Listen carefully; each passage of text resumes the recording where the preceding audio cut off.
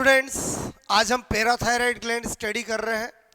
Parathyroid gland भी हमारे नेक में, गर्दन में उपस्थित होती है और थायराइड ग्लैंड के दोनों लोब के लेटरल सरफेस पे दो जोड़ी के रूप में उपस्थित होती है।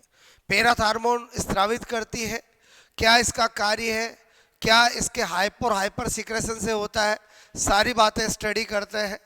छोटी सी ग्लैंड है लेकिन कॉम्पिटिटिव पॉइंट ऑफ व्यू से बहुत इंपॉर्टेंट है। ओके, नाउ सबसे पहले पैराथायराइड ग्लैंड की अगर पोजीशन की बात करें तो ये नेक में थायराइड ग्लैंड के दोनों लोब की लेटरल सरफेस पे आपको जो दिख रहा होगा वह स्थित होती है। क्लियर।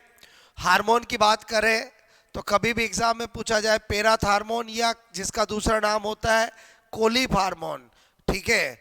जनरली आपसे जब भी पूछा जाए कोलिफ हार्मोन किस ग्लैंड से स्रावित होता है तो पैराथायराइड होगा, क्योंकि पैराथार्मोन से तो पता चल जाता है, इसलिए दूसरा नाम बड़ा इंपॉर्टेंट है। फंक्शन की बात करें पीटीएच या कोलिफ हार्मोन, नेफ्रॉन से ये कैल्शियम का रीअब्जॉर्प्शन करवाता है और फॉस्फेट का सीक्रेशन कराता है। क्लियर।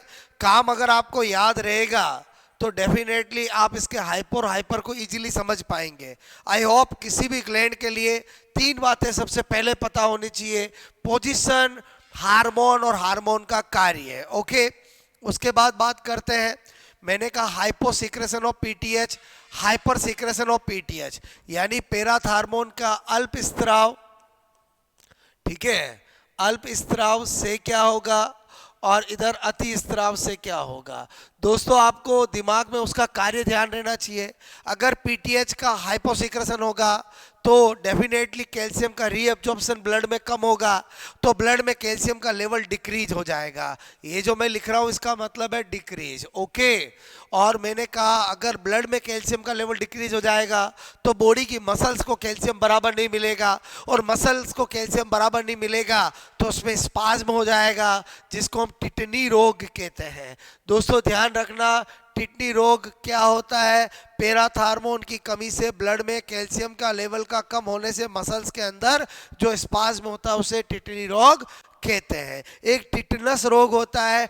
टिटनस आपको पता होना चाहिए बैक्टीरियल डिजीज है, जो क्लॉस्ट्रीडियम बोलो आपसे मेरे को, टिटनी जो बैक्टीरिया होता है, जो सॉइल बैक्टीरिया होता है, जो लोहे पर जंग लगी हुई लोहे पर पाया जाता है, उससे होता है। एक रिगर मार्टिस होता है, जब मरने के बाद हमारी बॉडी की मसल्स में परमानेंटली स्पाज्म हो जाता है, उसे रिगर मार्टिस कहते हैं। आई होप आपको तीनों वर्ड समझ में आए होंगे। उसके बाद एक स्पेशल नोट लिखा है, यदि ब्लड में पैराथार्मोन की निरंतर कमी बनी रहने पर डायाफ्राम की रेडियल मसल और रिब्स के बिटवीन इंटरकोस्टल मसल अंतर प्रसुक पेशियों को कैल्शियम प्रॉपर नहीं मिलने से श्वास अवरोध एस्फेक्सिया से व्यक्ति की डेथ भी हो जाती है।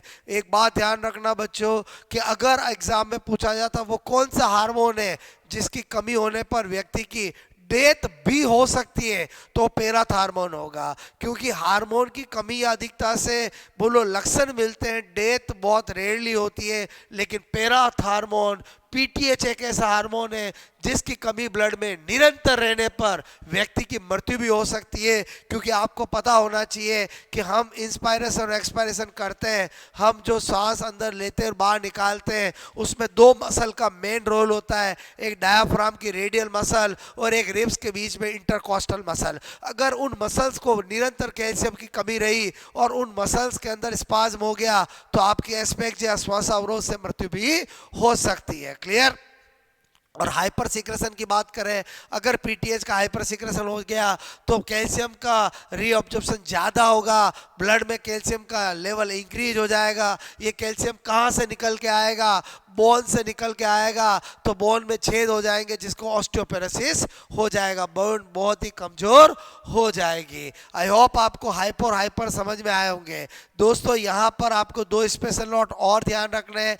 एक तो ये जो पैराथायराइड ग्रंथि है वो उत्पत्ति में कैसी होती है? एंडोडर्मल होती है। क्लियर। सभी ग्लैंड की उत्पत्ति में कैसी होती है आपको पता होना चाहिए। आपको पता होना चाहिए कि जो पिट्यूटरी ग्लैंड है वो उत्पत्ति में एक्टोडर्मल होती है, पीनियल ग्लैंड एक्टोडर्मल होती है, थायराइड बोलो आपकी एंडोडर्मल होती है, पैराथायराइड एंडोडर्मल होती है। क्लियर। और इसी तरह से पैराथ हार्मोन पीटीएच और कैल्सिटोनिन हार्मोन एक दूसरे के विपरीत यानी एंटागोनिस्टिक हार्मोन होते हैं, यानी एक दूसरे के विपरीत कार्य करते हैं। यहाँ पर आपको मैंने बताया पीटीएच जो कोलिफ हार्मोन है वो ब्लड में कैल्शियम लेवल को इंक्रीज करता है, जबकि कैल्सिटोनिन हार्मोन है वो ब्लड में कैल्शियम लेवल को डिक्रीज करता है। आई होप आपको ये पॉइंट समझ में आया होगा कि एंटागोनिस्टिक हार्मोन किसको कहते हैं। ऐसे दो हार्मोन जो एक दूसरे से कार्य में क्या होते हैं, विपरीत होते हैं, उन्हें एंटागोनिस्टिक हार्मोन कहते हैं। आई होप आपको ये लेक्चर यानी पैराथायराइड ग्लैंड